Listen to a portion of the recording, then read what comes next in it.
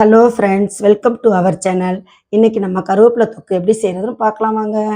இதுக்கு நம்ம கடாயை அடுப்பில் வச்சுட்டு கருவேப்பிலையை ட்ரை ரோஸ்ட் பண்ணி எடுத்துக்குவோம். கருவேப்பிலையை கருக விடக்கூடாது, நல்லா மொறுமொறுன்னு வறுத்து எடுத்துக்கணும். கைவிடாமல் கிளறிக்கிட்டே இருந்தாலே போதும். இந்த மாதிரி மொறுமொறுன்னு நல்லா வறுத்துடணும். வறுத்துட்டு இப்போ ஸ்டவ் ஆஃப் பண்ணிடணும். இந்த மாதிரி ஒரு தட்டில் ஆற வச்சு எடுத்துக்கணும். ஆற வச்ச கருவேப்பிலையை இந்த அளவுக்கு குறைன்னு அரைச்சி எடுத்துக்கணும். கொஞ்சமாக எண்ணெய் ஊற்றிக்கங்க. இதுக்கு நான் நல்லெண்ணெய் எடுத்திருக்கேன். ஏன்னா நல்லெண்ணெயில் செய்யும்போது தான் சுவையும் மனமும் நல்லாயிருக்கும். எண்ணெய் நல்லா காஞ்சதும் 1/2 டீஸ்பூன் கடுகு, 1/2 டீஸ்பூன் சீரகம், 1/2 டீஸ்பூன் வெந்தயம், 1 ஸ்பூன் மிளகு,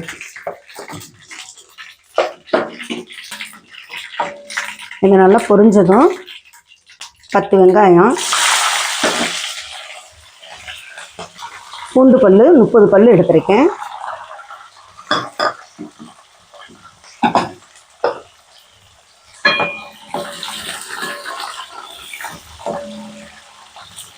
இப்போ 1/4 ஸ்பூன் உப்பு போட்டுக்கோங்க. வெல்லம் கொஞ்சமாக வெல்லம் போட்டுக்கோங்க. 1/4 ஸ்பூன் மஞ்சத்தூள். வெங்காயமும் பூண்டும் நல்லா வதங்கினதும் அரைச்சி வச்சிருக்க கருவேப்பிலை பொடியை சேர்த்துக்கணும்.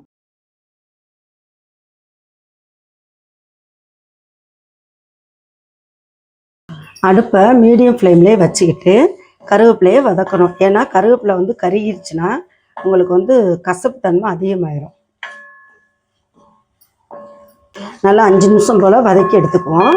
எடுத்துட்டு மீடியம் சைஸில் 3 தக்காளி அரைச்சி வச்சுருக்கேன் நைஸாக, அதை ஊற்றிடுறேன்.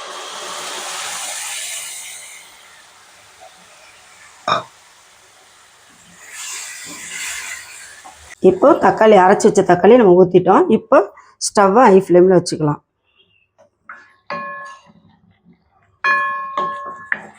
அடி பிடிச்சிடாம இந்த மாதிரி கிளறி விட்டுக்கிட்டே இருக்கணும். எண்ணெய் நல்லா பிரிஞ்சு வந்ததும் வீட்டு சாம்பார் பொடி 2 ஸ்பூன் போட்டுக்கலாம்.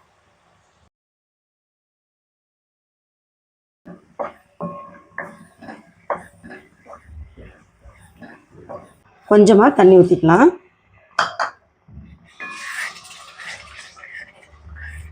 இந்த ஸ்டேஜில் கரைச்சி வச்சிருக்க புளியை சேர்த்துக்கலாம். புளியை கொஞ்சமாக ஊற்றிக்கணும். ஏன்னா ஏற்கனவே 3 தக்காளி அரைச்சி ஊற்றிருக்கோம்.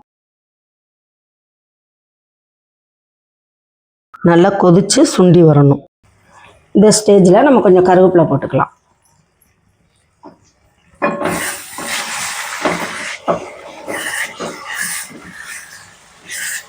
நல்லா எண்ணெய் பிரிஞ்சு சம்பல் மாதிரி வர வரைக்கும் கிளறி விட்டுட்டே இருங்க.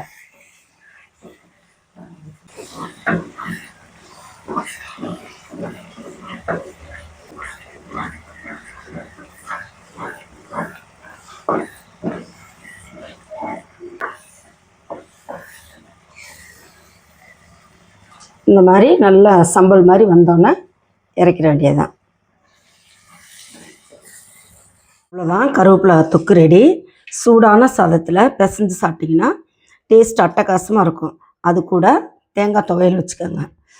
மறக்காமல் நம்ம சேனலை லைக் பண்ணி ஷேர் பண்ணுங்கள். ஃபஸ்ட் டைம் நம்ம சேனலை பார்க்குறீங்கன்னா சப்ஸ்கிரைப் பண்ணிவிட்டு பக்கத்தில் இருக்க பெல் பட்டனை கிளிக் பண்ணுங்கள். அப்போ தான் நான் போடுற வீடியோ எல்லாம் உங்களுக்கு வரும்.